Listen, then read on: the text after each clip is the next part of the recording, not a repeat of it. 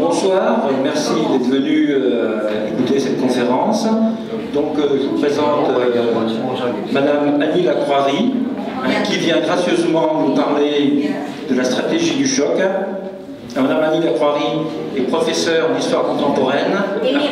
Émérite, à Paris 7. Ah bon, c'est quand on apprend sa retraite qu'on est émérite? Quand on prend sa retraite et qu'on peut encore diriger une thèse, c'est des arts. Ah d'accord. Émérite, c'est quand on est à la retraite et qu'on peut encore diriger les thèses d'art. Donc après la prestation d'Annie Lacroirie, on va organiser un débat et vous pourrez poser toutes vos questions. Tout le monde entend? Bon, étant donné que je dois n'être pas trop longue, je ne vais pas me perdre dans l'introduction. Je suis venue ici pour vous parler de la stratégie du choc, c'est-à-dire d'une stratégie en temps de crise qu'on s'est habitué, notamment à cause de l'ouvrage et du film qui en a été tiré de Naomi Klein, qu'on s'est habitué à voir être le propre des pays en voie de développement, de ce qu'on a coutume d'appeler les pays de la périphérie, par opposition à ces pays du centre qui sont les nôtres, c'est-à-dire ces pays où est né l'impérialisme, où est né le capitalisme et où, étant donné ce qui s'est produit depuis la Deuxième Guerre mondiale, on avait pris l'habitude de croire que ce qui s'était produit dans les deux crises précédentes systémiques du capitalisme n'était plus reproductible. Vous savez bien que pendant des décennies, on l'a dit. Ce qu'on appelle la stratégie du choc, ça se confond, même si vous regardez ça à travers le prisme des pays en voie de développement traités par Naomi Klein, c'est quelque chose qui s'applique à une stratégie de dépouillement de la masse des populations, en l'occurrence dans des populations essentiellement salariées, donc de casse des salaires tout à fait violente, spectaculaire, mais finalement que quand on ne fait pas d'histoire, on oublie de rapporter à une expérience connue bien ailleurs que dans les pays du tiers-monde, puisque c'est une stratégie qui a été pratiquée dans la première crise systémique du capitalisme, celle qui a été si longue et qui ressemble tant à la nôtre, c'est-à-dire celle qui a explosé en 1873 et qui n'a connu son dénouement partiel d'ailleurs que dans la Première Guerre générale, dans la Première Guerre mondiale, une deuxième crise systémique, la crise des années 30, qui est devenue d'ailleurs vraiment une crise systémique, moins en 1929 et à la suite du krach de Wall Street qu'en 1931, quand la crise de la dette, de l'endettement allemand a pris les formes spectaculaires qui ont fait croire à une déliquescence du système, qui ont fait craindre une vraie disparition du système même à un moment donné. J'aurai peut-être l'occasion d'en parler.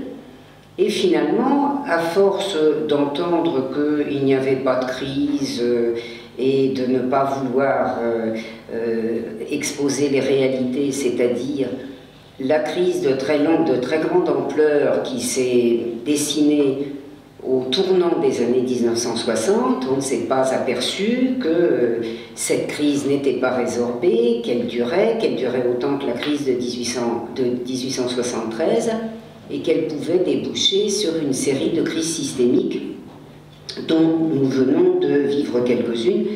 Et vous savez que d'ailleurs de la crise systémique de 2007-2008, on n'est pas sorti du tout. Alors la stratégie du choc, en gros, c'est la stratégie de casse des salaires.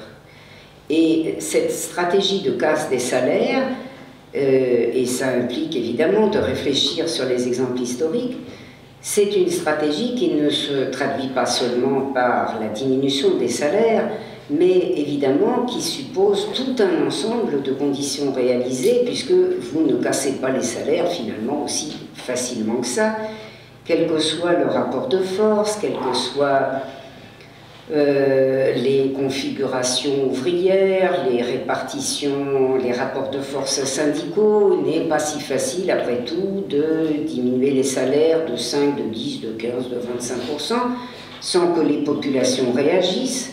Par conséquent, pour obtenir un tel résultat, il faut pratiquer avec brutalité, avec violence et en réalisant des conditions qui ne sont pas des conditions ordinaires, surtout dans ce qu'on a appelé les démocraties. Je pense en particulier, je ne sais pas si vous l'avez lu, il y a peut-être parmi vous des lecteurs d'histoire attentifs, je pense à un livre ou à une série de livres qui ont eu beaucoup de succès dans les milieux d'historiens ou un peu plus larges. Je pense aux ouvrages de mon collègue Pierre Milza qui, sur le fascisme, qui pendant longtemps a répété dans tel ouvrage ou dans tel autre que par exemple le fascisme était quelque chose d'inenvisageable dans nos pays démocratiques européens d'après 1945. On va y regarder à deux fois en réfléchissant donc sur la crise des années 1930. Vous savez tous que la crise des années 1930 s'est traduite par des baisses de salaire très fortes. Vous avez parfois l'impression que finalement, en France, ça a été assez doux, parce que on vous a répété, c'est quelqu'un dont je vais parler qui l'a répété, et ça a été cru. On vous a parlé d'une crise qui aurait démarré, par exemple, en France assez tard, qui aurait été moins violente qu'ailleurs, et c'est en particulier un personnage qui a été un expert très célèbre, très célébré, très vénéré pendant des décennies, Alfred Sauvy, qui nous l'a répété, qui avait fait un ouvrage sur l'histoire de l'économie française dans l'entre-deux-guerres, et qui est un personnage qui mérite une plus grande notoriété encore que celle qui est la sienne, puisqu'aussi bien c'est un des grands recruteurs de la dans la haute administration, de la synarchie, c'est-à-dire d'un groupe dont je vais parler, puisque ce groupe a eu un rôle déterminant dans la stratégie de casse des salaires et dans cette stratégie du choc. Il faut donc, simplement pour être descriptif, on va voir après un peu plus avant les autres conditions, il faut que la baisse soit une baisse importante parce que la crise pose la question du profit. Ça aussi, on l'a oublié parce que pendant des décennies, on nous a expliqué que finalement, vivre ensemble est une question de bonne volonté mutuelle, puisqu'aussi bien si tous les individus qui composent une nation, voire même toutes les nations, veulent bien faire preuve du minimum de bonne volonté, les riches vont très bien avec les pauvres, les salaires vont très bien avec les profits.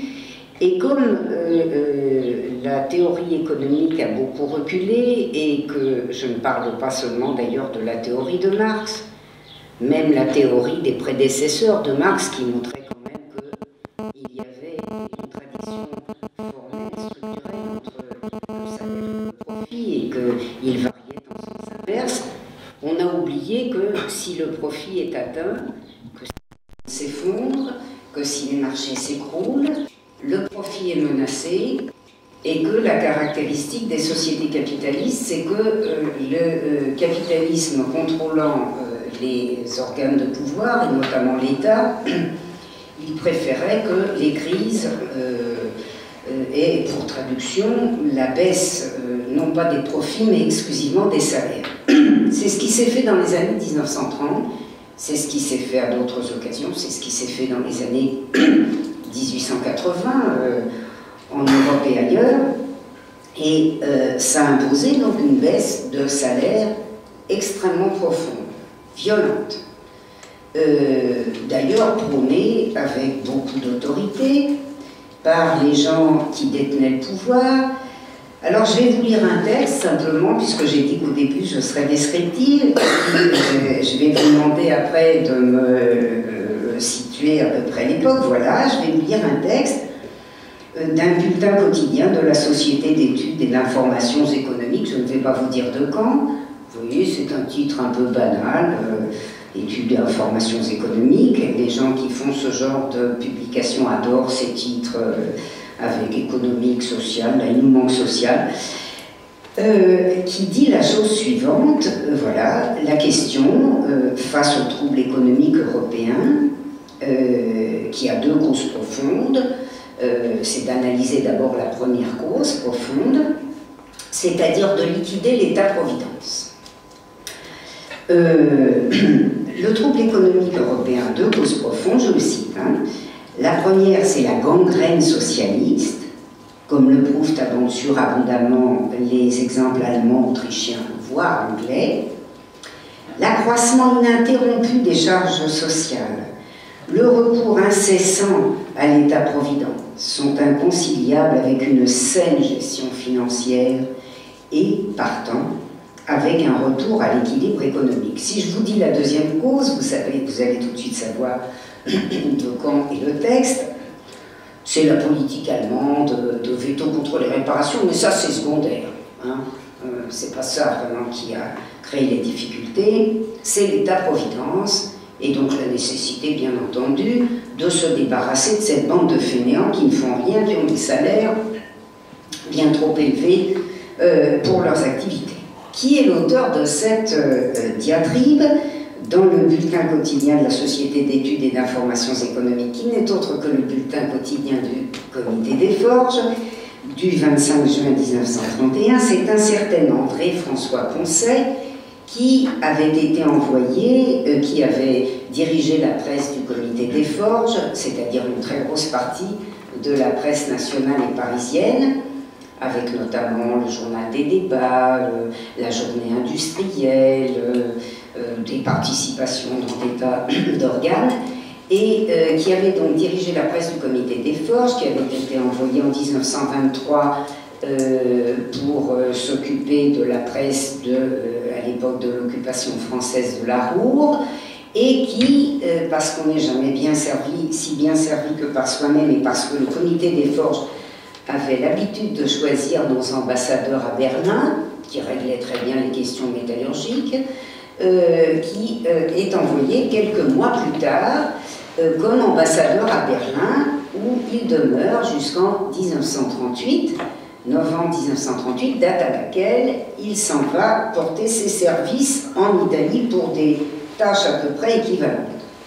Voilà comment François Poncet, que le Comité des Forges avait entre-temps fait élire comme député, parce que journaliste, député, etc., avant d'en faire l'équivalent d'un ministre, parce que André-François Poncet était un des porteurs de cette stratégie du choc qui avait été appliquée dès le début des années 1930, qui avait fait que le salaire en France était déjà couramment en 1930-31 abaissé de 15%, je parle de salaire nominal, et que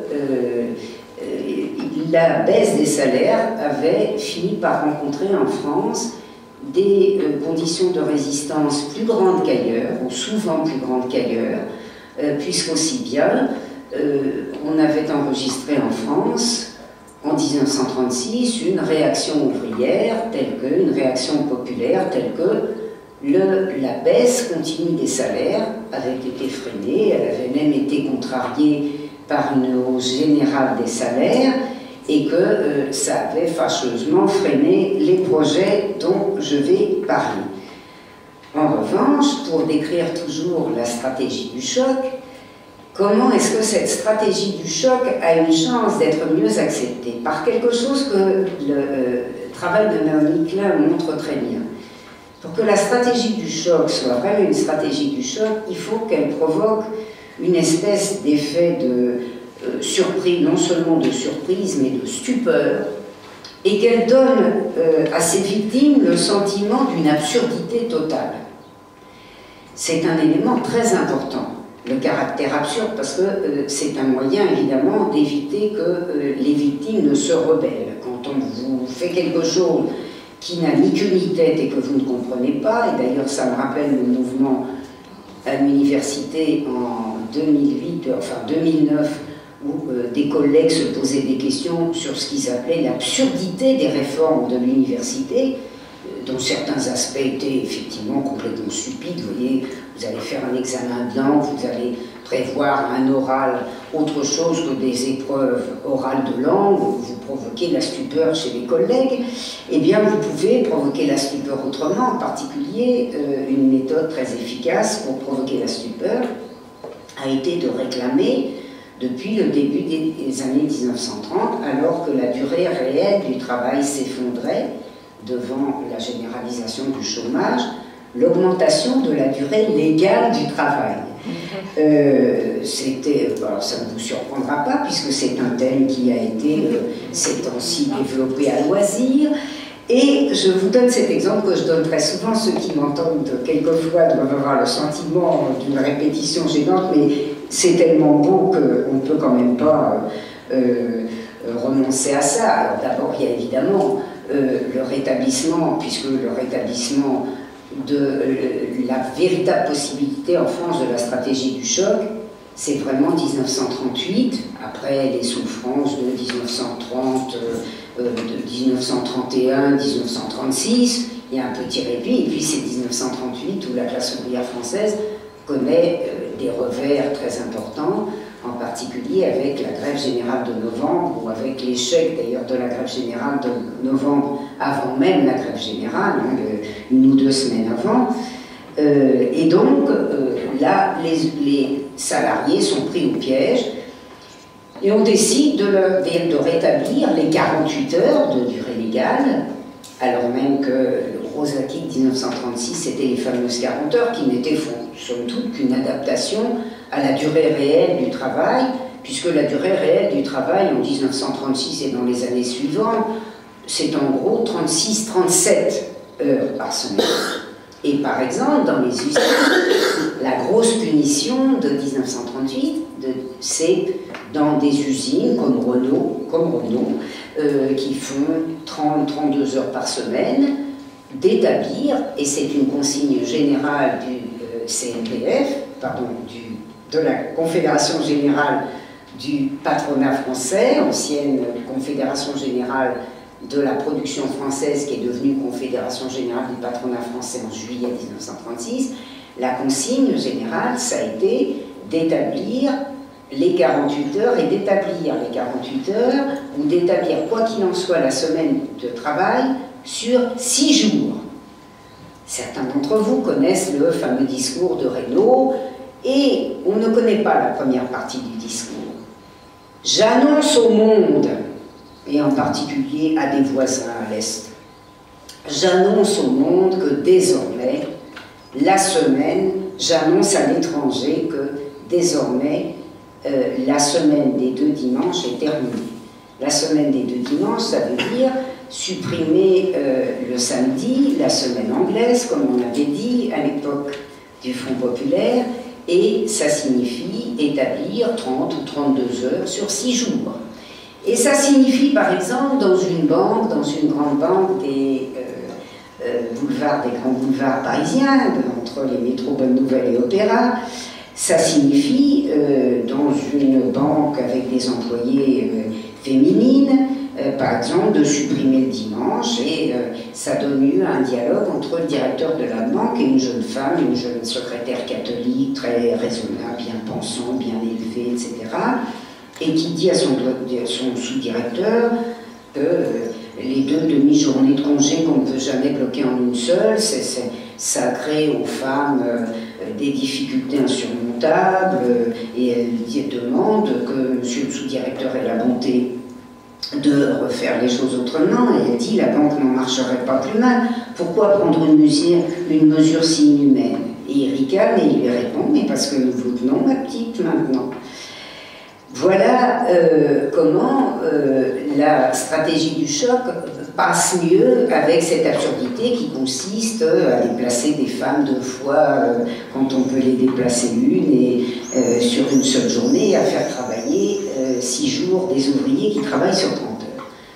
Mais ne restons pas à la phase descriptive et passons à ce que suppose un tel type de mesure.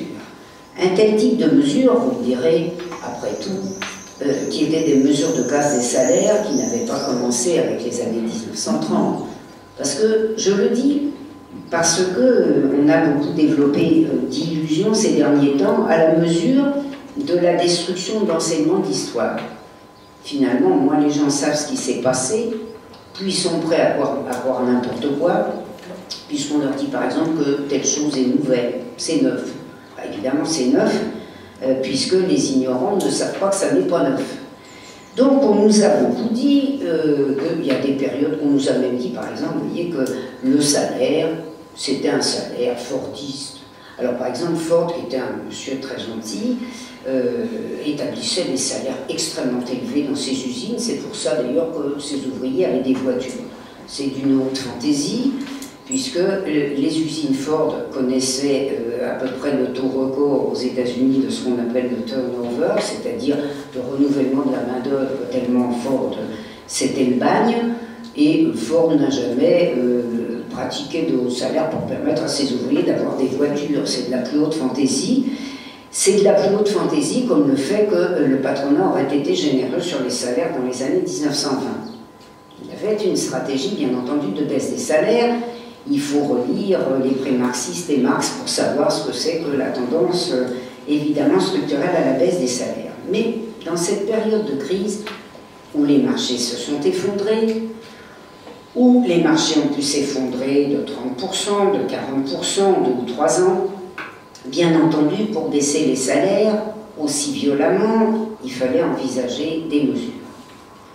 Et je vais en venir maintenant aux mesures, parce que ce sont ces mesures qui expliquent finalement les conditions dans lesquelles la France s'est retrouvée défaite en 1940, dans des conditions sur lesquelles on se garde bien de faire aujourd'hui réfléchir la population.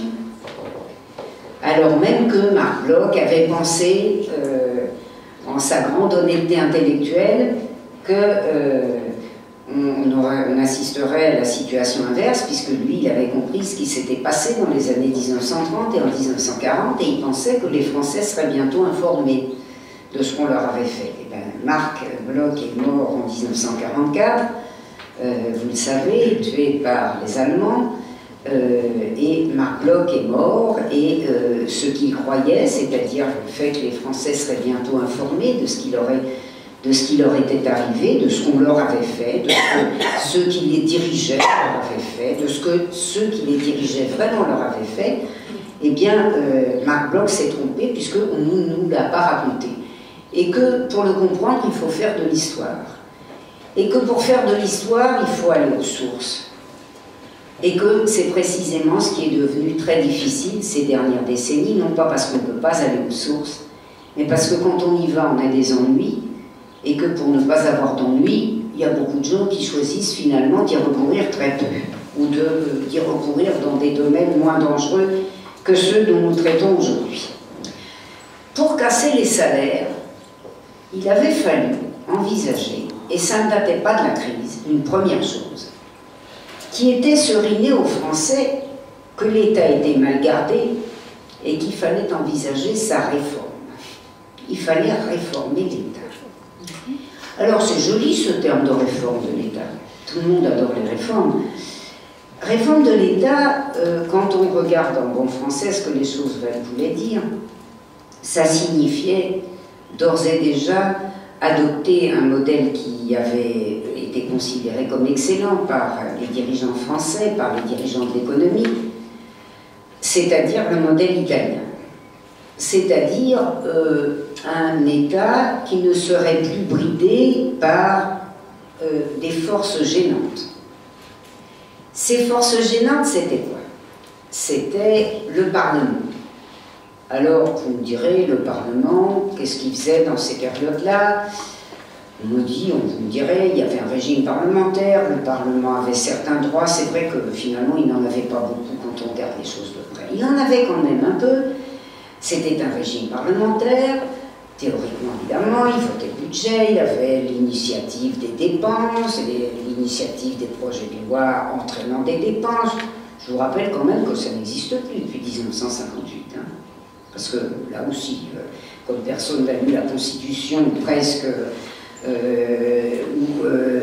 qu'on se garde bien d'inciter à la lire, on ne sait pas ce qu'est l'État de 1958, Mais l'État de 1958, c'est finalement l'État que ces messieurs voulaient établir dans les années 1920 et qu'ils ont dû établir dans des conditions, dans les conditions de 1940, c'est-à-dire trouver un État qui ne serait plus bridé par un Parlement sensible aux populations, quels que soient ses élus. Je parle pour l'instant de la Chambre des députés. Finalement, cette Chambre des députés, il fallait en élire les députés, ils étaient tout de même sensibles à leur électorat, même dans la gauche compréhensive, les fonctionnaires, les gens à salaire sûr, etc., faisaient un frein à tous les, à tous les plans de privatisation. Il y en a beaucoup dans les années 1920, il y en a énormément. À tous les plans de baisse des salaires, parce qu'il fallait se représenter dans les 4 années suivantes, tout ça c'était très fâcheux. Alors vous me direz, mais les grands patrons contrôlaient le Sénat. Ils avaient des sénateurs qui étaient eux élus indirectement et qui étaient très compréhensifs. Il faut le savoir. Le Sénat, regardez ce qu'était un sénateur, comment il était élu. Nous sommes dans la région Lorraine. On n'élisait pas un sénateur, ici on n'élisait même pas un député, d'ailleurs sans que la famille de Vindel y eût mis son nez, et plus que son nez, puisque grosso modo elle modelait le paysage politique. Mais tout de même, c'était un frein. C'était un frein aussi aux décisions. Ah ça c'était très ennuyeux. Quand les banquiers, les grands banquiers avaient besoin de prendre une décision, ça a été le cas par exemple en 1931 dans la crise systémique. Je l'ai montré dans le choix de la défaite.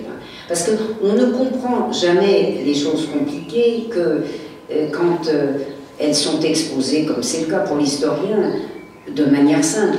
Un historien, finalement, il travaille du matériau très simple. Il voit les choses se faire. Il voit comment se déroule la crise de 1931. Comment font les banquiers qui ont prêté à l'Allemagne de manière très imprudente, très imprudente. L'Allemagne s'effondre. Et puis l'Angleterre s'effondre. La livre s'effondre. Ah, puis c'est ennuyeux, parce que la Banque de France et les grands banquiers ont organisé la défaite du franc en 1924-1926, dans la guerre, vous savez, la lutte du mur d'argent contre la monnaie, parce que c'est pas seulement l'étranger qui nous a attaqué la monnaie, c'est quand même le capital français qui nous a attaqué la monnaie. Puis je peux vous dire que l'historien, il le voit très bien, l'historien, il a les rapports quotidiens des RG, qui vous montre secteur par secteur comment les banques organisent la ruine du franc. Et par exemple, la Banque de France, c'est-à-dire cette série de grands banquiers privés qui tiennent l'État parce qu'ils tiennent l'État par leurs avances. Si l'État leur plaît, ils consentent des avances. Si l'État ne leur plaît pas, souvent il ne leur plaît pas, ils ne consentent plus d'avance. Et puis même quand ils consentent des avances, c'est à des conditions tellement dures et tellement dispendieuses que ça met l'État dans une situation très délicate. Donc en 1931, nos grands banquiers se sont quand même très gênés parce qu'ils ont joué la livre contre le franc entre 1924 et 1926, qu'ils ont vendu du franc pour acheter de la livre et que la livre s'effondre. Eh bien, ils perdent. Bon, puis ils n'aiment pas perdre. Et ils se tournent vers le ministre des Finances et lui disent « Bon, ben, vous allez me garantir ce que j'ai perdu. » Le ministre des Finances, puis c'en est incompréhensif comme Flandin. Ils l'ont même dans la main depuis qu'il est tout petit, même depuis qu'il était grand, mais enfin, c'est eux qui le contrôlent, enfin, il est un peu gêné. Et puis ils lui disent aussi, et puis il faut soutenir l'Allemagne, enfin, dans certaines conditions. Il faut soutenir l'Allemagne. Pourquoi il faut soutenir l'Allemagne? Parce que l'Allemagne, c'est notre plus grand débiteur. Et si notre plus grand débiteur s'effondre, nous nous effondrons avec lui. Il va donc falloir proroger la dette allemande, dans des conditions ahurissantes, évidemment, pour le contribuable français. Qu'à cela ne tienne. Ça dure 10 jours, 15 jours. Le ministre des Finances sait, mais ça a duré 15 jours. Ce serait tellement mieux si ça ne durait pas. C'est-à-dire si on avait des institutions qui permettent de liquider ce Parlement qui fait quand même perdre beaucoup de temps. Donc réformer les institutions, liquider le Parlement, liquider les partis ouvriers. Alors, Évidemment, ça pose la question des partis qu'on contrôle, des partis qu'on ne contrôle pas, mais même les partis qu'on contrôle.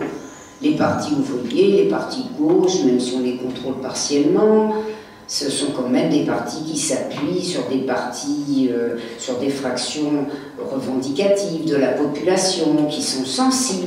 Les syndicats, il y a des syndicats compréhensifs, certes, très compréhensifs. La Confédération Générale du Travail est un syndicat globalement très compréhensif, mais compréhensif. C'est toujours délicat. Les syndicats allemands ont été très compréhensifs. Et finalement, le patronat allemand a trouvé que pas de syndicats du tout, c'était mieux que des syndicats compréhensifs. Parce que d'abord, des syndicats trop compréhensifs risquent de ne plus réaliser l'adhésion de leurs syndiqués. Quand vous cautionnez, réfléchissons à l'exemple allemand. Le syndicalisme compréhensif, la BGB, a fini par accepter à peu près tout. C'est ce qu'il a appelé la politique du moindre mal. Vous la connaissez, la politique du moindre mal. Je vais soutenir Brüning contre Hitler. Bon, Brüning prépare l'ascension, prépare la venue au pouvoir d'Hitler, mais ça, la population ne lui raconte pas. Et puis, je vais soutenir Hindenburg, parce qu'il est mieux qu'Hitler, il va empêcher Hitler de venir au pouvoir. Et entre-temps, on ferme le Parlement, c'est tout comme, on le met en vacances, on le dissout, on fait des élections, et le Parti social-démocrate, qui est strictement, organiquement lié au syndicat social-démocrate, puisque le syndicat BGB et le syndicat social-démocrate acceptent les baisses de salaire de 10%, de 15%, de 20%. Et puis ça l'affaiblit, bien entendu. Finalement, les patrons qui ont rencontré des syndicats très compréhensifs, ils sont même tellement compréhensifs qu'en novembre 1918, ils ont consenti au patronat allemand, sans le dire à leurs syndiqués, de balayer tout ce qu'ils ont signé. C'est-à-dire, ils ont signé les conventions collectives et ils ont dit qu'ils étaient d'accord pour ne pas maintenir ces conventions collectives si les conventions collectives n'étaient pas généralisées ailleurs qu'en Allemagne. La journée de 8 heures, mais dans la mesure où elle serait compatible avec la productivité, etc., etc. Mais c'était déplaisant que d'avoir dû négocier avec les syndicats en 1918. C'était la petite tache sur la main de Lady Macbeth qu'on ne peut pas effacer. Et donc, finalement, pas de syndicat du tout, était mieux. C'est la solution que préparaient les patrons allemands. C'est la solution qui tentait beaucoup les patrons français. De sorte que, à partir du grand moment de la réconciliation, ça viendra peut-être dans la discussion, évidemment ça n'est pas ici strictement mon objet, c'est un facteur qui est très souvent évoqué par le patronat français. D'abord que le caractère raisonnable des syndicats allemands, et puis que la politique du patronat allemand, la productivité des travailleurs, bien plus compréhensible. Vous voyez ce modèle allemand qui s'impose tellement dans les années 1930, qui s'est imposé déjà dans les années de la réconciliation, puisque les années de la réconciliation, à partir de la deuxième moitié des années 1920, c'est une sorte d'hymne permanent au modèle allemand. Eh bien, ça montre que l'exemple allemand, d'abord de contrôle des syndicats, puis de suppression des syndicats, c'est un modèle très attirant aussi pour le patronat français. Et puis, ma foi, réforme de l'État, c'est-à-dire réduction de l'État au seul pouvoir de l'exécutif, sans gêne par ailleurs. Alors vous me direz, mais ça a été une réforme de droite. Et non. Ça a été une réforme très appréciée par les milieux de ce qu'on pourrait appeler la gauche moderne. Enfin, vous voyez que finalement, elle n'est pas si moderne que ça, parce qu'elle s'appelait la gauche moderne dans les années 20, dans les années 30, et bien elle s'appelle toujours d'ailleurs aujourd'hui la gauche moderne, mais il s'est passé du temps, près d'un siècle. Et donc, il faut savoir que ce thème de la réforme de l'État, vous le trouvez aussi bien dans les milieux qui évoluent vers le fascisme, qui qui sont déjà tombés dans les années 1920, et puis dans les milieux de ce qu'on appelle la gauche de gouvernement, qui, au nom de la modernité, trouve qu'après tout, un État serait mieux structuré s'il n'était pas gêné par un parlementarisme encombrant. Voilà, et ça vous explique, par exemple, que Léon Blum, auquel on a fait une légende qui ne correspond pas à la réalité des sources, ait été l'auteur d'une réforme de l'État de 1926 qui permet de comprendre bien mieux ce qu'est la position de fond de Léon Blum, qu'on ne connaît pas d'ailleurs parce que on est très trompé en ce qui concerne Léon Blum par les conditions dans lesquelles il a dû exercer sa mission gouvernementale. On se dit au fond qu'il incarne une gauche de progrès social parce que Léon Blum, c'est le gouvernement de Front Populaire, et puis c'est la hausse des salaires, ce sont les congés payés, etc. Mais, là encore, si on connaissait l'histoire, on verrait que les choses ne se sont pas passées autrement. La France était une démocratie dont les milieux dirigeants trouvaient qu'elle était excessive, qu'elle nécessitait réforme de l'État. Mais c'était une démocratie d'un type particulier, puisque, je l'ai exposé dans l'ouvrage Le choix de la défaite, je considère que les sources de la Banque de France permettent d'établir la Banque de France, d'ériger la Banque de France en élément de dictature de la France. Pourquoi dictature de la France?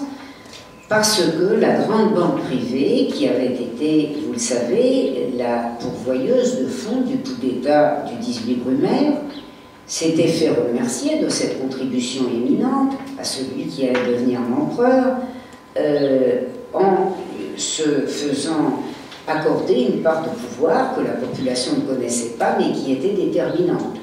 Puisqu'aussi bien, la Banque de France accordait des avances à l'État, qui ne pouvait donc décider de sa politique qu'en fonction de ces avances que la Banque de France accordait ou n'accordait pas. Vous me direz, mais après, avec nos démocraties, tout ça a disparu, que nenni. Quand le cartel des gauches avec Herriot est venu en 1924 présenter comme à l'ordinaire le futur noyau du gouvernement devant le gouvernement de la Banque de France, c'est-à-dire lui-même et son ministre des Finances, qui était d'ailleurs Clémentel, très grand capitaliste de l'entre-deux-guerres, mort prématurément, qui n'avait jamais été que le fondateur de l'organisation patronale, la Confédération Générale de la Production Française en 1919, puis l'année suivante, fondateur de la Chambre de Commerce Internationale, qui réunissait des représentants éminents du capital bancaire et industriel. Quand il est allé se présenter devant la Banque de France, il a promis une politique d'austérité financière, car la Banque de France estimait que la France ne pouvait vivre qu'avec des salaires bloqués et des profits bancaires maximaux, ce qui impliquait de réaliser la politique d'assainissement financier. Ça s'appelait comme ça. Vous savez que nous sommes aujourd'hui des spécialistes du vocabulaire gommé. Un chômeur, ça s'appelle un rechercheur d'emploi, voilà, et bien là c'était la même chose. La politique de verrouillage des salaires, ça s'appelait l'assainissement financier ou l'austérité financière. Vous savez ce que notre François Poncet appelait tout à l'heure la saine gestion financière. Donc, Herriot était allé avec son ministre des Finances expliquer à la Banque de France, ou se faire expliquer par la Banque de France qu'on mènerait la bonne politique qu'il fallait. Ce qui nous explique que le cartel des gauches, qui avait promis par exemple un impôt sur le capital, n'a jamais réalisé cet impôt sur le capital, mais ait fait une politique qui ne lui a valu d'ailleurs aucune faveur, puisque le grand capital n'a songé qu'à élever ce fameux mur d'argent qui a liquidé le gouvernement Herriot en peu de temps et qui a amené à sa place Poincaré pour établir le programme d'assainissement financier en 1926. Mais Herriot, quelque temps après, disait à ses camarades du Parti radical, que voulez-vous? Je ne pouvais rien faire contre les banques. Je vous dis, je vous raconte aussi tout ça, parce qu'on vous dit aujourd'hui, les gouvernements ne peuvent rien faire. Ils sont entravés par les banques. Ah bon, c'est neuf. Je propose à tous ceux qui peuvent le faire de s'en aller faire une petite visite au siège social de la Banque de France et de regarder avec intérêt ces grands livres verts qui sont les livres du Conseil général, 800 à 900 pages par an. Vous voyez, c'est grand, à peu près comme ça, je ne connais même pas le format, on n'emporte pas ça dans le métro, et on y lit ce qu'est la politique de la Banque de France, c'est-à-dire de verrouillage des salaires, car les salaires ne peuvent jamais augmenter, c'est trop tôt, trop tard, ils ne peuvent jamais. Et il s'est passé la même chose en 1936, c'est-à-dire quand Blum est venu avec Vincent Auriol, qui appartenait à la gauche du Parti socialiste, lui, pour présenter, enfin se faire présenter le programme de la Banque de France. Et bien entendu, souscrit au programme de la Banque de France. Mais qu'est-ce qui s'est passé?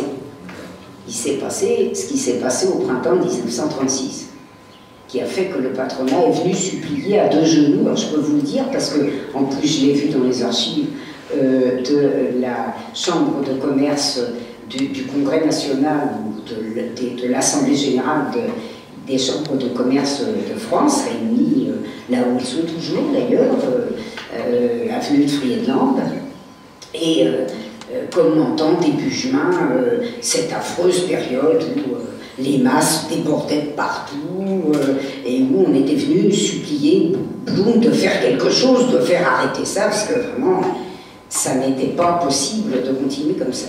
C'est pas Blum qui a fait la hausse des salaires. C'est les masses en grève qui ont obtenu la hausse des salaires, ce qui a d'ailleurs différé de quelque temps les projets dont je vais parler. Car ce patronat qui voulait réaliser la casse des salaires et qui trouvait que c'était un peu délicat de le faire, avait naturellement établi, je l'ai dit, un programme de réforme de l'État. Programme de réforme de l'État, c'est quoi? C'est en gros se passer d'élections. Les peuples, c'est bien quand ça élit ce qu'il faut élire. Mais encore, quand on leur accorde le droit de vote ou quand ces peuples se sont, ma foi, mobilisés de telle sorte qu'on leur accorde le droit de vote. Mais quand ce droit de vote est utilisé de manière désagréable, il vaut mieux n'en point user. Alors on ne le sait pas bien, mais il faut dire que la France a beaucoup voté à gauche dans l'entre-deux-guerres. C'est vrai, on a oublié, parce que c'est une tradition qui s'est perdue depuis les années 1950. Ça n'arrive que rarement. Mais c'est arrivé tout le temps. Les Français ont voté à gauche, sauf en 1919, où la terreur, panique inspirée par l'abominable révolution bolchevique qui a bien marché, hein, qui marche encore d'ailleurs, sauf en 1919, la France a très mal voté. Elle a mal voté en 1924. Le patronat a fait énormément d'efforts, y compris d'ailleurs dans le début des ligues fascistes entre 1924 et 1928. Mais c'est la gauche qui a remporté les élections de 1928, la gauche radicale, la gauche socialiste, enfin c'est la gauche. Puis en 1932 et 1936, ça n'est même pas la peine que je vous le raconte. Vous le savez. Donc, il était mieux... Alors, je vais y venir après, de mener donc une politique qui conduise à établir un régime sans entrave. Un régime sans entrave, c'est quoi? C'est, dans les années 1920, une solution, grosso modo, la solution fasciste.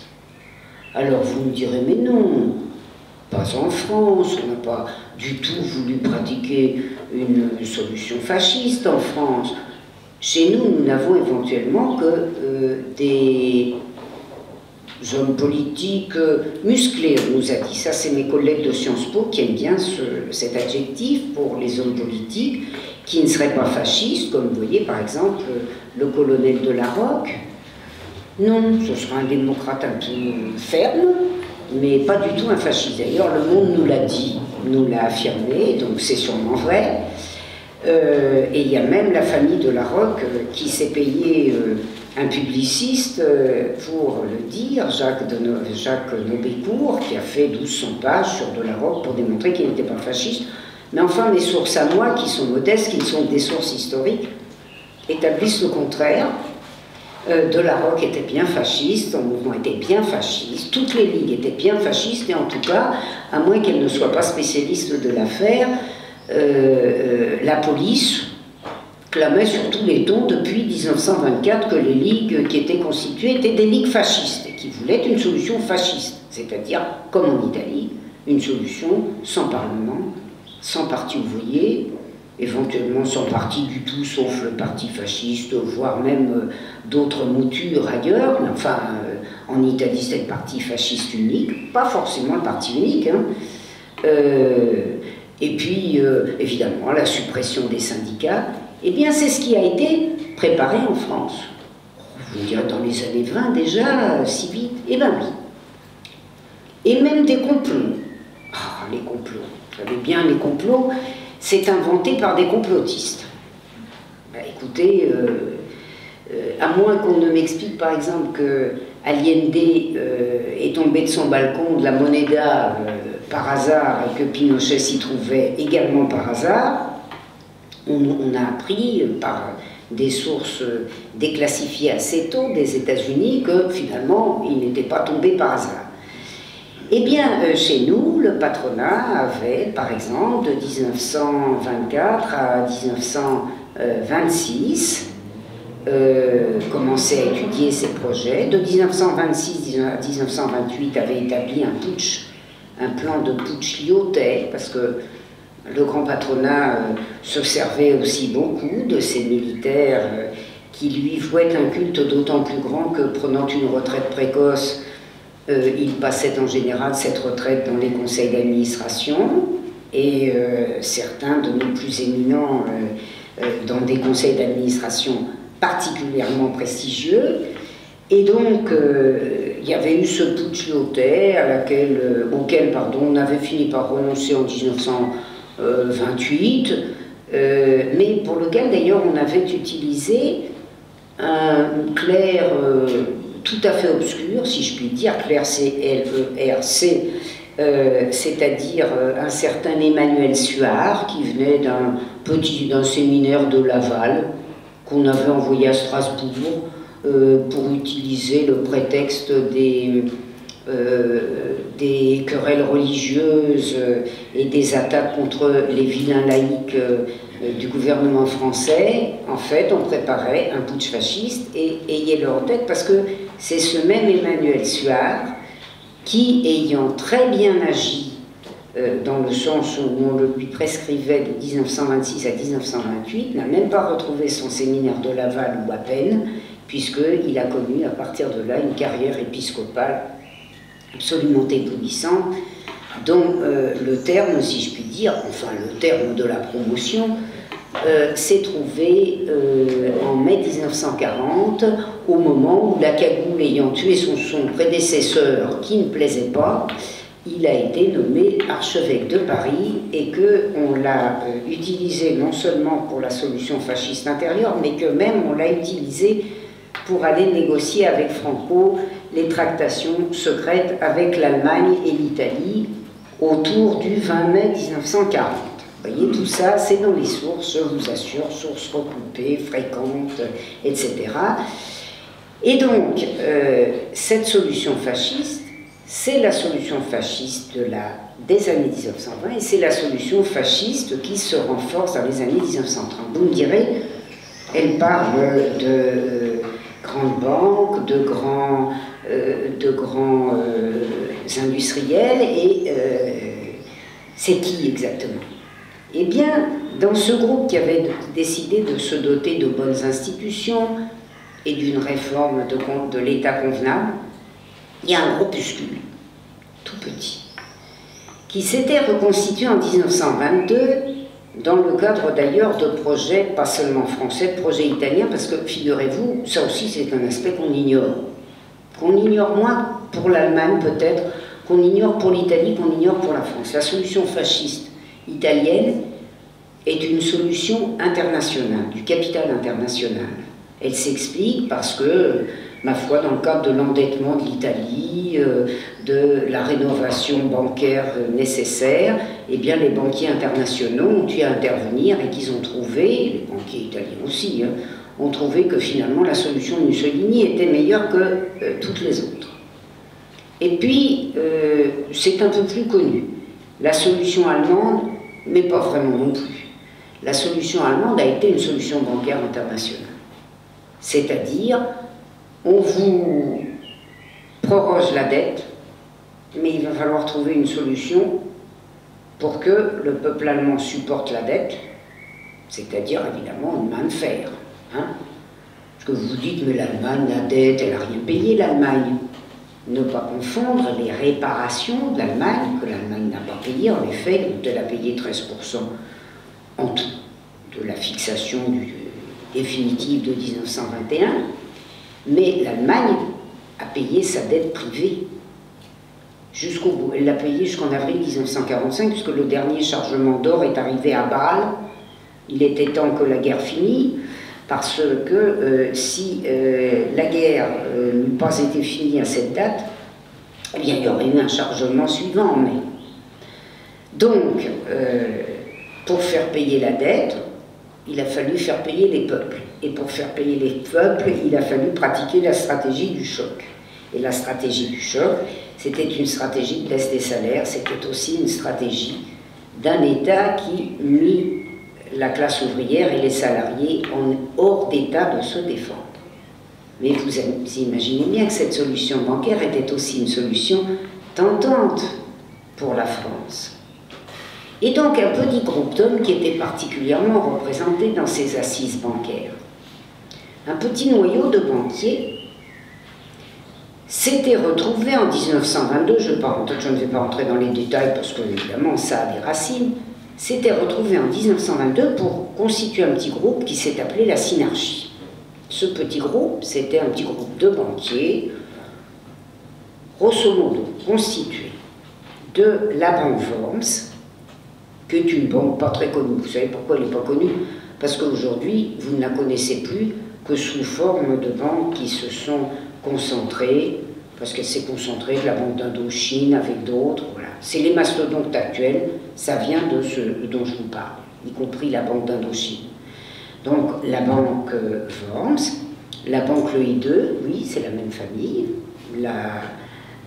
Dame Martine est la nièce de François, qui était le fils du banquier de la banque Louis II. Le groupe de Nervaux, dont personne n'a jamais entendu parler, qui est un groupe financier et d'affrètement très important. La banque Worms, qui est une banque à la fois une banque et une très grosse société d'affrètement, donc des sociétés avec de très gros liens internationaux et notamment ultramarins, et puis très vite la banque d'Indochine, et puis l'industrie lourde. Au départ, c'est 12 personnes.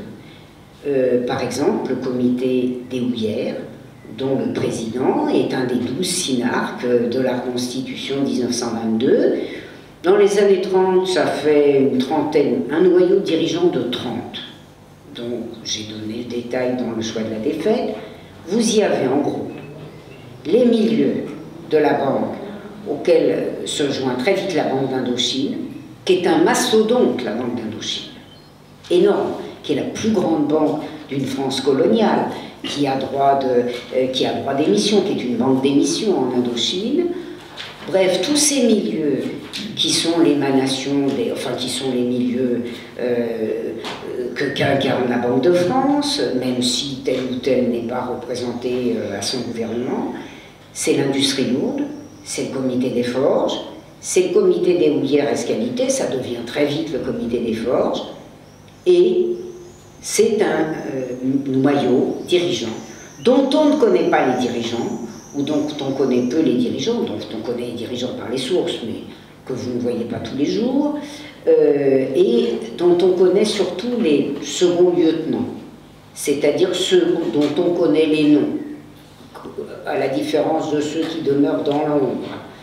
Et avec ce noyau-là, ça nous fait, en 1940, disons, une cinquantaine de très grands, dont 30 décisifs sur le plan financier, plus les idéologues, parce qu'il en faut.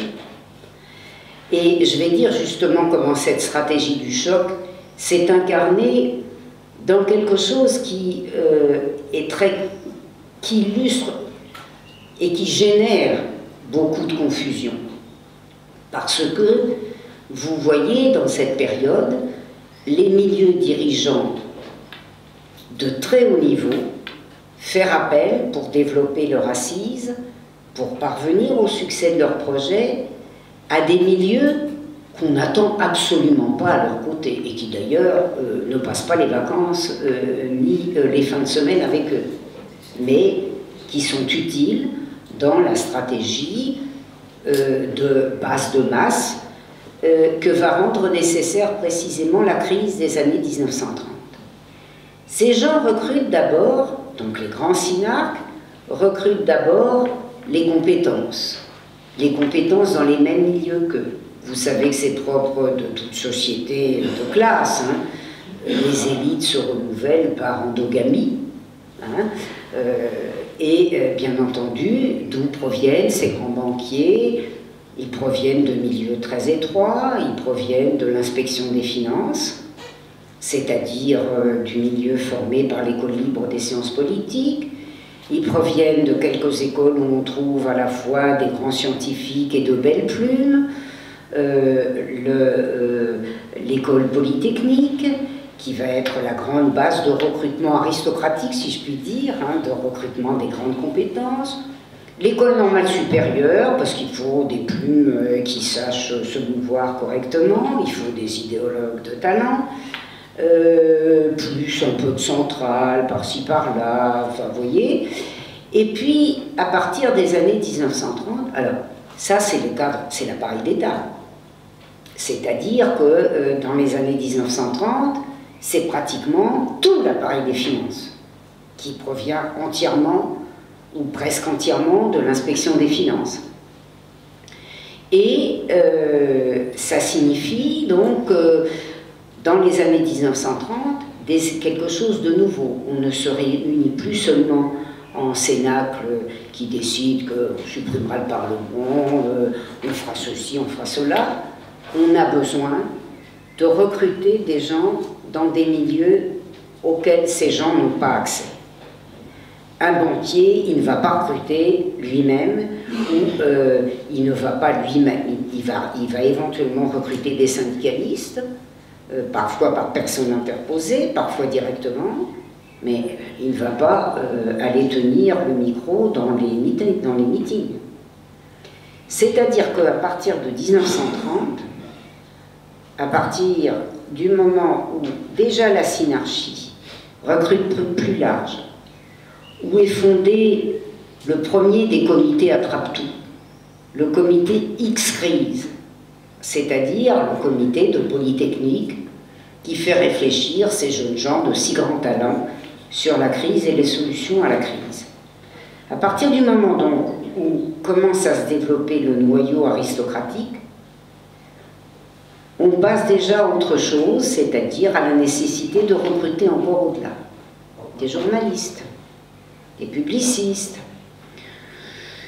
donc des gens de plume qui auront pour mission de faire comprendre à la population qu'il faut être raisonnable, que même en temps de crise, d'abord la crise c'est inévitable, vous n'aurez plus jamais d'emploi, et puis alors, il y a des exemples tellement atroces, vous voulez changer les choses, mais si vous changez les choses, vous allez imiter l'exemple bolchevique, manger les petits-enfants, etc. Enfin, vous voyez, ça c'est efficace, ça.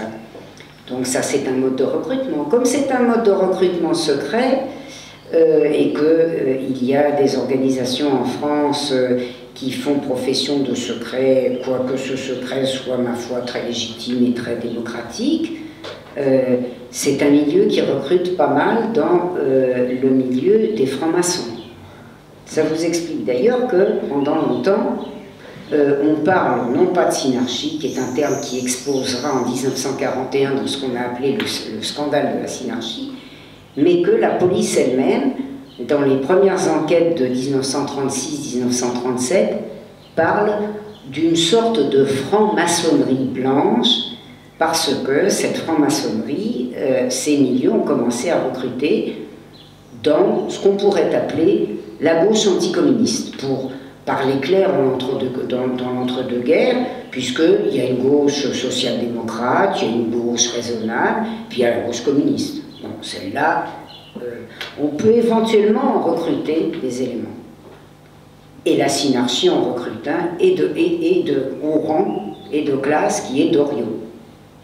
Le PPF de 1936 est une création stricte de la synarchie, et je vais vous en donner un exemple. Son bureau politique est truffé de synarques. Est-ce que vous avez déjà vu des banquiers en grand nombre dans un parti ouvrier qui se fonde, qui se veut ouvrier, qui se dit ouvrier, qui se fonde à Saint-Denis, et dans lequel vous trouvez des gens comme Pucheux, dirigeant du comptoir sidérurgique qui appartient à la Banque Vence, dirigeant d'autres organismes, et une série de synarques, compagnons de Pucheux, qui ont tous des fonctions chez Japy et ailleurs, c'est-à-dire dans des sociétés toutes contrôlées par la Banque Vence.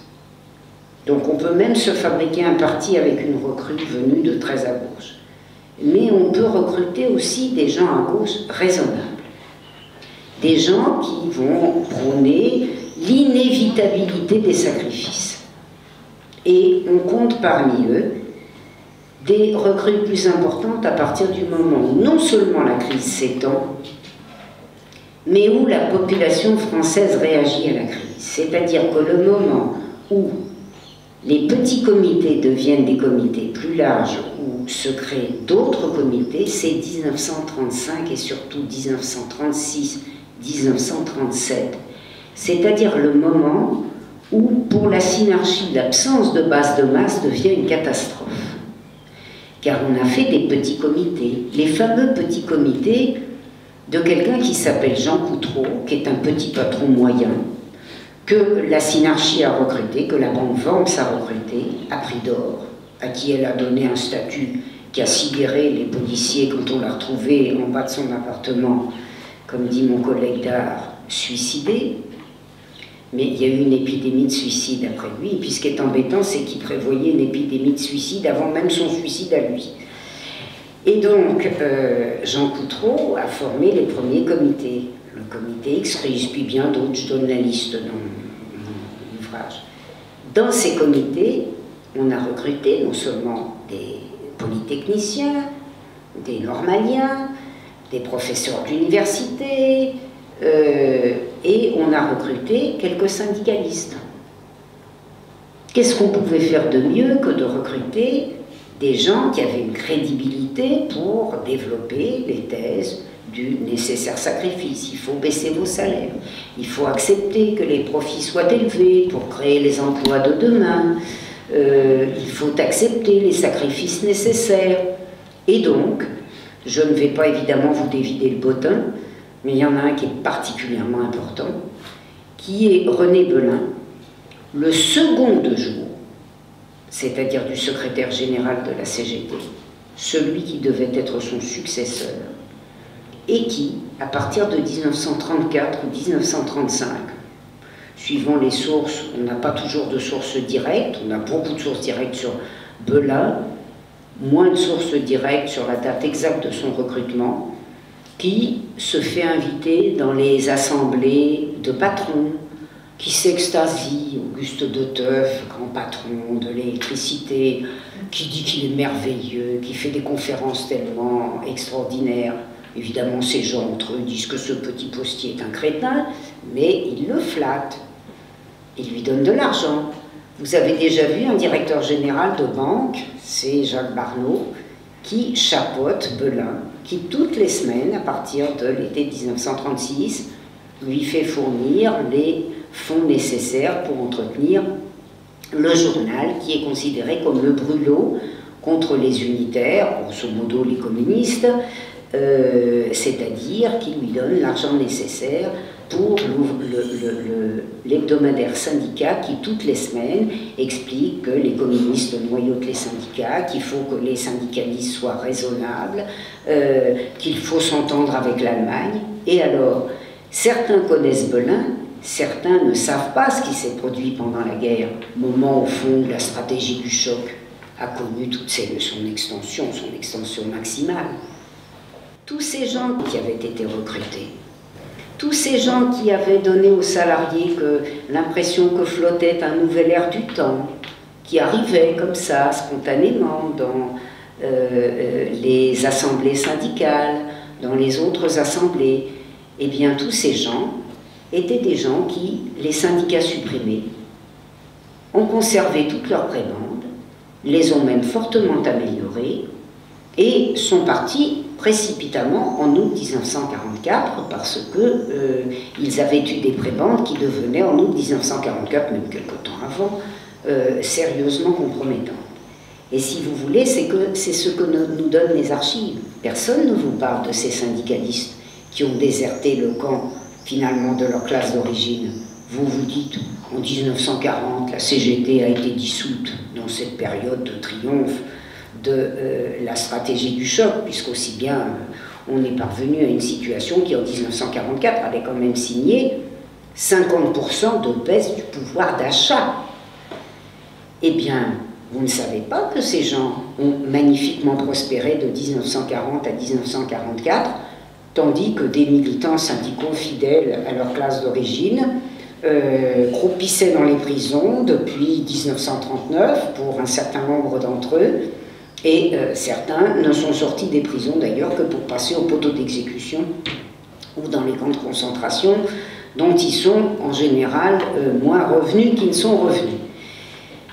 C'est ça qui, en 1936, vous dicte ce qui a été un accompagnement de la stratégie du choc, c'est-à-dire quand la classe ouvrière a réagi par les grèves, par la tentative d'arrêter le massacre des salaires, ce qui s'est donc traduit par une stratégie de la tension, des attentats, des morts, des explosifs, des policiers tués en bas de l'immeuble du patronat français. Bien entendu, la droite accuse immédiatement les rouges. Et vous savez qui discute de l'attentat qui a fait 2 policiers morts devant le siège du patronat français rue de Presbourg? Eh bien, un des grands cagoulards, ceux que j'appelle les cagoulards chiquières, c'est-à-dire ceux qui vont avec le couteau et le revolver, Gabriel Jeantet, qui a d'ailleurs été une excellente relation de François Mitterrand pendant longtemps, puisqu'il a vécu dans ces milieux. Il a été même un cagoulard, jeune cagoulard, connu surtout après, pas connu à cette époque, tandis que Gabriel Jeantet, lui, était très connu. Eh bien, Gabriel Jeantet a pris le train le lendemain avec un représentant du comité des forges et a parlé pendant tout le trajet de l'attentat dit de l'Étoile, qu'on imputait aux Rouges et qui avait été fomenté par le patronat, par la Confédération Générale du Patronat Français, puisqu'elle s'appelait comme ça désormais, et par la cagoule, c'est-à-dire, à partir de 1935-1936, la nouvelle forme de fusion des ligues. C'est-à-dire que ce petit groupe d'hommes qui voulaient changer les institutions avait décidé de se fabriquer les mouvements qui concourraient à la stratégie de la tension, qui feraient exploser des bombes, qui, vous le remarquerez, car on ne le sait pas, entre 2 bombes spectaculaires et à vocation nationale, s'en allait la nuit casser les grèves. Par exemple, la Bûche, c'est-à-dire Jacques Corrèze, vous savez, celui qui est devenu un responsable de filière, de la filiale, pardon, d'Amérique latine de Bettencourt, de L'Oréal, pardon, enfin, c'est devenu Bettencourt après, de Schubert, c'est-à-dire de L'Oréal, qui est un des sicaires les plus importants, qui est impliqué pratiquement dans tous les assassinats de la Kaboul. Il revient très fatigué le lendemain de ses nuits agitées à sa société de décoration de la rue de Rivoli qui s'appelle à la Bûche, pour ça qu'on l'a surnommé la Bûche. Et il explique à ses compagnons de travail qu'il est épuisé parce qu'il vient de casser la nuit, la grève de chez Magui, au revolver, à la matraque, etc. Eh bien, donc, stratégie de la tension, stratégie de la répression, stratégie de l'éviction, stratégie, par exemple, et ça me frappait beaucoup quand je finissais mon ouvrage de Munich à Vichy, qui est sur le plan intérieur, en tout cas sur 1938-1940, beaucoup plus précis que le choix de la défaite, que la similitude de la politique de la politique xénophobe des années qui nous caractérisent avec la politique xénophobe des années de casse des salaires, parce que pour casser mieux les salaires, il faut que vous cassiez les salaires de vos nationaux d'origine, et il faut que vous cassiez les salaires déjà beaucoup plus faibles de ceux que vous avez recrutés pendant des décennies, c'est-à-dire de cette main-d'œuvre étrangère que le grand patronat français avait importé de façon massive depuis les années 1880, qu'il avait continué à importer de manière massive dans l'entre-deux-guerres, en particulier dans les années 1920, et qui a été un élément majeur de sa tactique ou de sa stratégie de baisse des salaires, salaire bas, salaire très bas, et politique de mise à l'index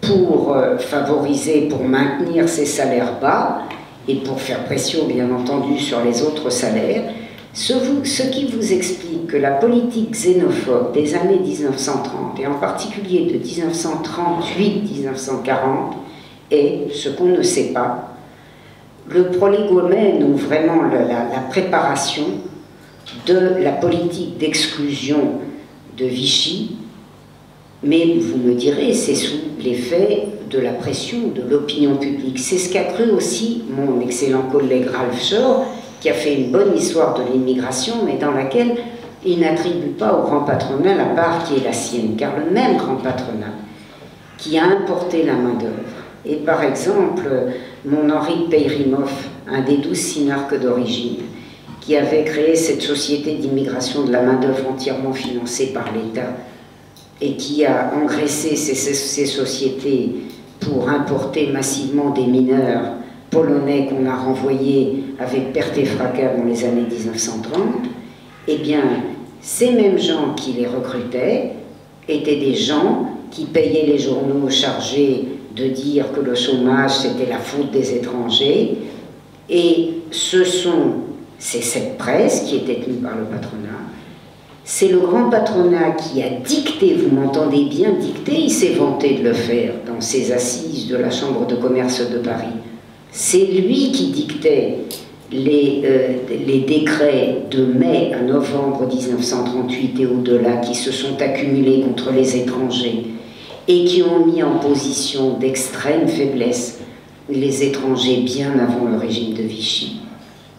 Et c'est ce même patronat qui a imprimé sa marque sur la République de telle sorte que quelque chose que vous pourriez imputer à Vichy et qui est par exemple la suppression des élections à strictement parler, je ne parle même pas des élections syndicales, les élections syndicales ont été également supprimées en 1939, c'est un élément de l'accord entre les confédérés et les patrons.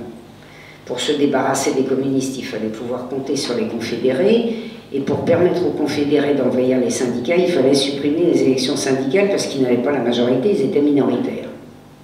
Donc on leur a consenti en 1939 la suppression des élections.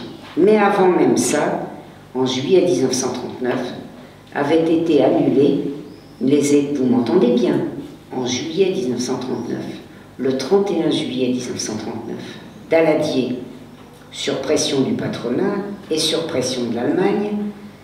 Daladier, qui avait envoyé son ministre étranger aux Affaires françaises, comme disaient les mauvaises langues, à propos de Georges Bonnet, ministre des Affaires étrangères, qui avait envoyé le 1er juillet Georges Bonnet promettre à l'ambassadeur d'Allemagne, von Welze, grand propriétaire terrien, dont les propriétés avaient été entamées par le nouveau cours géographique de 1918-1920, il était allé lui dire que bientôt, juillet 1939, les communistes seraient mis à la raison, les réunions publiques interdites et les élections supprimées.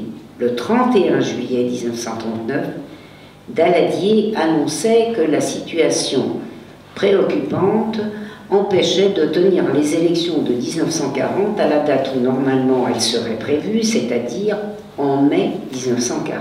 Autrement dit, avant que les complots qui aboutissaient à la liquidation de la République, et dont je ne parlerai pas, parce qu'il faut quand même, j'ai promis 1 heure que ça ne dure pas trop, les complots qui devaient aboutir à la liquidation de la République et qui n'ont été rendus possibles ou réalisables que dans des conditions de liquidation de la République, par la défaite, eh bien, ont abouti au régime de Vichy évidemment sur fond d'occupation et de défaite, ce que je décris ailleurs, et ont permis de faire venir à échéance ce que Poncet, toujours lui, était allé annoncer juste avant de se rendre en Italie, début novembre 1938, à un diplomate italien qui est allé lui faire du charme. Nos diplomates, nos hommes politiques, nos financiers pratiquaient beaucoup la tactique de charme à l'égard de ces modèles, de ces tuteurs qu'ils admiraient tant dans ces années 1938-1940. Je pense en particulier, je vais vous en dire 2 mots avant de terminer, à une extraordinaire rencontre entre un grand financier italien et notre grand banquier Boissanger, qui allait, pour ses bons services rendus, d'ailleurs devenir gouverneur général de la Banque de France, gouverneur de la Banque de France, pendant l'occupation. Son ami, son père, François Poncet, était donc allé trouver un diplomate italien pour lui dire « Regardez, non, on est en 1938, hein, pas 40. Poncet affirme que s'il est parfaitement exact que la France traverse une crise très grave, il n'en est pas moins vrai qu'il y a dans le pays des forces de récupération.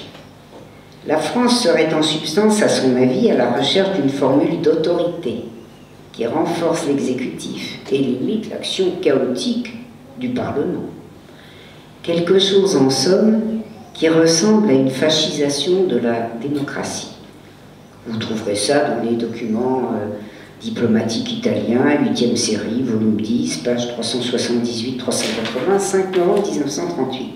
Tandis que, pour expliquer comment on pourrait s'arranger dans une situation, vous savez, ces situations de choc, ces situations qui font que la population se trouve à peu près dans la situation d'une souris ou d'un animal face au projecteur d'une voiture de nuit. En juillet 1939, mois fertile, notre sous-directeur de la Banque de France, qui allait devenir directeur, dans des conditions très intéressantes d'ailleurs, très intéressantes, en 1940, et puis en plus responsable, je vous prie, de la délégation économique à Wiesbaden, c'est-à-dire de toutes les discussions avec les Allemands sous l'occupation. Oui, on les retrouve dans ces fonctions extérieures aussi. S'en va voir le directeur général de l'IRI, l'Institut de reconstruction nationale italienne, qu'on explique, qu'on expose, enfin, qu'on érige en organisme d'État, alors que c'était un organisme certes financé par l'État, mais entièrement dirigé par le grand capital italien. Il va le voir en juillet 1939, c'est une de ces discrètes réunions où il explique qu'on va s'entendre à 3, mais fait pour s'entendre. Et voilà ce qu'il lui dit. Bon, la situation est catastrophique, là. Il lui dit ça en juillet 1939, il y a cette alliance tripartite extrêmement gênante. Il parle de l'alliance qui n'a aucune chance de venir au jour, mais enfin il peut toujours faire semblant. L'accord tripartite entre la France, la Russie et l'Angleterre. Bon, il faut bien agiter le chiffon rouge. Et puis il dit il ne faut pas faire ça, il ne faut pas qu'on aille à la guerre, ni la France ni l'Angleterre ne peuvent faire ça, la Pologne les gêne beaucoup, parce que la Pologne qui avait été une idole, on l'adorait la Pologne, hein. La Pologne elle devenait gênante là. Bon, voilà, tous avaient à perdre avec la Pologne, la France et l'Angleterre se sont posés en esclaves de la Pologne. Vous voyez comme ils les aimaient les Polonais là, hein, vous voyez, regardez dans les archives comme on les adorait, nos Polonais chéris. Alors, vous savez comment on réglerait les choses? Il vient lui expliquer, bon, on ne peut pas passer alliance officiellement avec vous tout de suite quand même, hein. Il faut donner, je vous jure, hein, c'est une vraie archive, hein, on ne pourra parvenir au résultat qu'en donnant du temps au temps. C'est Boissinger, hein. En évitant des incidents imprévus et précipités. On ne va pas se faire la guerre, on sait. En recherchant des accords qui sembleraient absurdes aujourd'hui. Comme on ne peut pas s'accorder avec vous, quoi. Officiellement on est quasiment ennemis là. Hein. Et c'est pourquoi il considère comme fondamentale l'action de l'Italie, qui pourrait jouer un rôle encore plus grand qu'à Munich. Et puis alors il fait un grand développement. Et il explique qu'il faut tout faire évidemment pour ne pas faciliter le triomphe des théories extrémistes. Alors là il faut que vous sachiez quand même, hein, l'histoire, il faut expliquer les choses.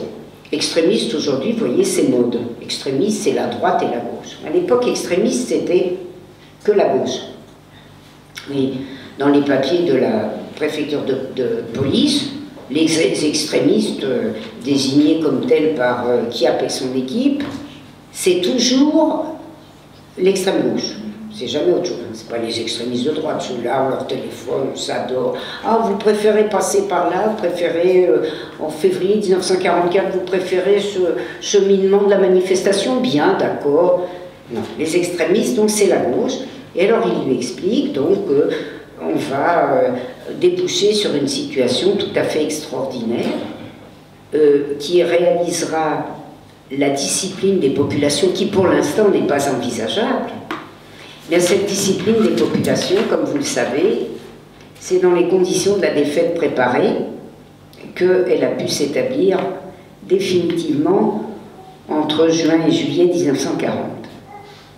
Et que les accords qui avaient présidé à l'occupation ont pu se déployer sous l'occupation dans des conditions finalement idéales, qui vous expliquent que la Banque de France, qui poussait des cris d'écorchés à chaque fois qu'un salaire augmentait de 0,5%, a pu donner les avances de la Banque de France pour les frais d'occupation qui, comme disait Couve de Murville, personnage éminent de Vichy, hein, je dis bien de Vichy, représentait l'équivalent d'à peu près l'équipement et la nourriture de 10 millions de soldats allemands en France. Eh bien, 7 millions de soldats, mais ce n'est pas chez nous qu'ils étaient. Donc, cette Banque de France a accordé les avances sans murmurer jusqu'en 1942, jusqu'à l'automne 1942, date à laquelle il y a eu une abstention. Et puis ça a duré jusqu'en août 1944, dans des conditions qui font que finalement les Allemands n'ont jamais pu être aussi désagréables que ça, puisque, vous le savez peut-être, je l'ai dit tout à l'heure et je terminerai là-dessus, c'est sous leur tutelle que le salaire réel a baissé de 50% en France, que les Français n'ont eu comme perspective que d'avoir une paire de chaussures en 8 ans, c'est-à-dire pas sous l'occupation, et à peu près autant d'équivalents vêtements en raison de ce que les livraisons à l'Allemagne ont représenté. Autrement dit, cette crise que je n'ai pu évoquer, cette stratégie du choc que je n'ai pu évoquer ici que de façon historique et de façon très brève, mais enfin c'est vrai que mes livres qu'on pense, ils sont gros. en général. Cette crise des années 30, elle mérite d'être connue, comme la précédente d'ailleurs, parce qu'elle vous permet de comprendre comment ce qu'on présente au bout de quelques décennies de relatif calme est possible, non seulement possible, mais inévitable, et comment finalement la question des crises ouvre la question aussi des transformations radicales de la société, puisque ce qu'enseigne aussi l'histoire, c'est que au lendemain de ces crises systémiques, les souffrances et les sacrifices des populations ont été tels que, ici ou là, des craquements d'ampleur très considérable se sont produits. Autrement dit, pour mieux comprendre la crise d'aujourd'hui, pour éviter d'opposer des situations que beaucoup de choses rapprochent, il y a intérêt à faire de l'histoire, à promouvoir l'histoire et à s'opposer à cette tendance qui, depuis quelques décennies, lui fait des conditions d'exercice si difficiles, alors même que les archives sont si largement ouvertes. J'ai terminé.